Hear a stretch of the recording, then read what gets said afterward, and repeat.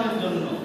তো এই আলে আওলাদ তো আপনার সাথে যাবে না, যার জন্য আল্লাহর জিকির থেকে আপনারা গাফিল হয়ে আছেন, আমরা গাফিল হয়ে আছি। তো এই সেই মাল বা সেই আলে আওলাদ তো আমাদের সাথে যাবে না।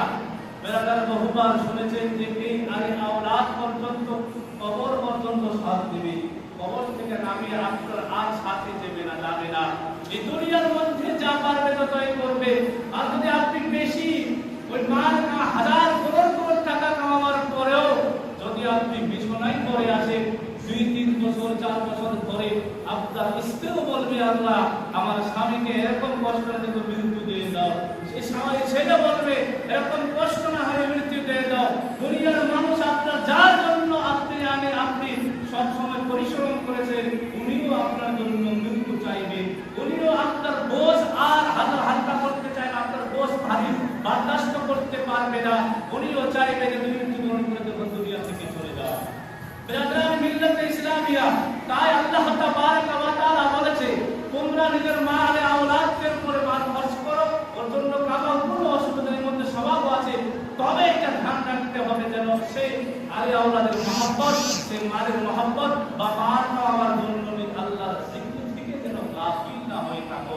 আজ যে ব্যক্তি এরকম করে যে আল্লাহর হুকুমের পালন করে না, শুধু কাম নিয়ে ব্যস্ত আছে, শুধু দুনিয়া নিয়ে ব্যস্ত আছে, কোথায় পয়সা কামাতে হবে, কোথায় গিয়ে 2-4 টাকা হবে, সেটার দিকে সব সময় ধ্যান দিয়ে থাকে, আর আল্লাহ রাসূলের কথা অনুযায়ী চলে না, আল্লাহর জিকির, আল্লাহর ইবাদত, আল্লাহর রিয়াজত, আল্লাহর বندگی থেকে দূরে থাকে। আল্লাহ তাবারক ওয়া তাআলা ইরশাদ করে বলেছেন মাইয়াফআল যালিকা, বলা হয়েছে যদি যেই ব্যক্তি এইটা করবে, কোনটা যে আল্লাহর জিকির থেকে গাফিল হয়ে যাবে, মান কামাবার জন্য, আলে আওলাদের মহব্বতের জন্য, जो ऐसा करेगा अल्लाह तबारक व तआला बलेছেন फाउलाइका हुमुल खासिरून, तो वही लोग नुकसान उठाने वाले हैं।